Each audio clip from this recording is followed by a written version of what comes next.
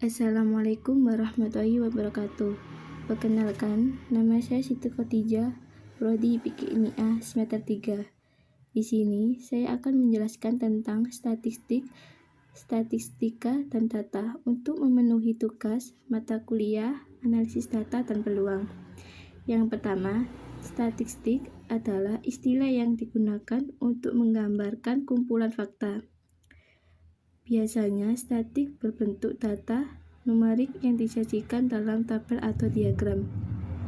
Statistik digunakan untuk yang pertama, membantu memahami data yang telah diperoleh. Yang kedua, membantu menggunakan sampel agar dapat berjalan efektif. Yang ketiga, membantu dalam menemukan prediksi untuk waktu yang akan datang. Yang keempat, baik dalam bentuk statistik maupun kontinu. Kelima, membantu mengevaluasi data yang telah mereka kumpulkan. Selanjutnya, statistika adalah mempelajari teknik-teknik pengumpulan, penyajian, pengolahan, dan analisis data serta penarikan kesimpulan dari temuan analisis dan pengambilan keputusan. Statistika ada dua jenis, yaitu yang pertama, statistika deskriptif. Bertujuan untuk menggambarkan atau memberikan gambaran tentang topik yang dipelajari sebagaimana adanya. Statistika deskriptif menjelaskan metode untuk menampilkan data sebagai tabel dan grafik sekaligus menghitung rata-rata mean, modus, median, rentang, dan standar deviasi. Contohnya, nilai rata-rata UTS semester 3 mata kuliah struktur data program studi pendidikan teknik informatika adalah 70. Yang kedua, statistika inferensial. Tujuannya adalah untuk membuat inferensi. Sebuah hipotesis dibuat statistik deskriptif sebelum mencapai kesimpulan. Contohnya, diantisipasi bahwa harga minyak akan naik 2 kali lipat pada tahun yang sama karena produksi minyak menurun oleh negara-negara penghasil minyak di seluruh Indonesia. Statistika mempunyai karakteristik yang pertama, menggunakan data atau angka kuantitatif. Ini menyiratkan bahwa data statistik harus dari jenis kuantitatif. Ilustrasi akan menjadi materi yang cerdas, memadai, dan tidak deskriptif, kualitatif tentang keberhasilan siswa. Yang kedua, statistik selalu beroperasi sesuai dengan objek atau menggunakan data yang sudah tersedia. Kesimpulan yang dibuat dan diprediksi yang dibuat didukung oleh angka-angka yang diproses data, bukan oleh subjektivitas atau faktor eksternal apapun.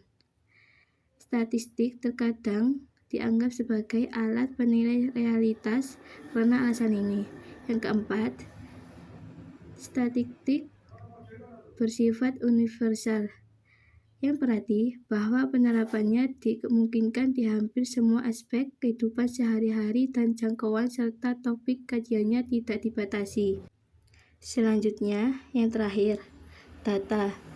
Data adalah pembuktian yang diperoleh melalui hasil penelitian yang dapat digunakan sebagai landasan analisis atau pendapat. Ada macam-macam data. Yang pertama, data kualitatif. Data ini yang dapat dikategorikan atau dikelompokkan dan disajikan dalam bentuk pernyataan atau pernyataan dikenal sebagai data kualitatif. Misal, airnya dalam, pohonnya memberi keteduhan, dan sebagainya. Dan yang kedua, data kuantitatif. Data yang menggunakan angka disebut sebagai data kuantitatif. Data kuantitatif adalah data yang memiliki harga yang berubah-ubah atau bersifat variabel. Ada dua kategori untuk data kuantitatif, yaitu data diskret. Data yang diperoleh dengan percacahan dan berbentuk bilangan bulat disebut bilangan bulat di komputer, disebut sebagai data kuantitatif diskret. Kedua, data konstan. Data kuantitatif kontinu adalah informasi yang diperoleh melalui metode pengukuran dan mencakup nilai pecahan nyata.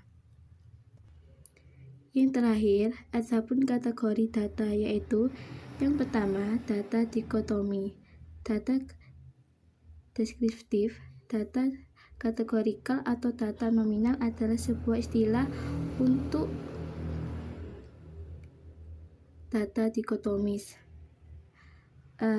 Setiap potongan data dalam data dikotomi dikategorikan dan diberikan nomor. Angka-angka ini hanya berfungsi sebagai label dan tidak mewakili level atau peringkat. Kategori yang digunakan untuk menyusun data harus saling eksklusif dan tidak tumpang tindih. Contoh, data dikotomi yang nyata antara lain jenis kelamin, di mana terdapat 3 pilihan.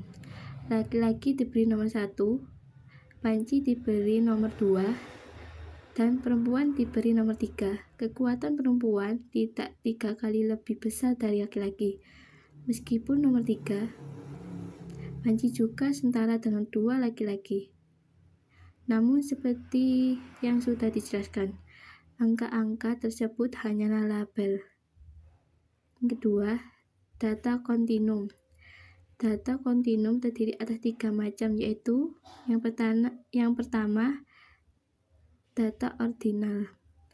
Data ordinal adalah data yang telah diurutkan dari tingkat terendah ke tingkat tertinggi, atau sebaliknya, tergantung pada penilaian subjektif preferensi konsumen terdapat terhadap produk tertentu.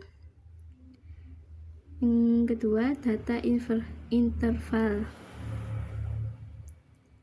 Data dengan interval berbagi karakteristik nominal data ordinal. Karakteristik lain dari data interval antara lain memiliki nol mutlak. Yang ketiga, data rasio. Kualitas interval hadir dalam data rasio dan juga memiliki nilai nol mutlak.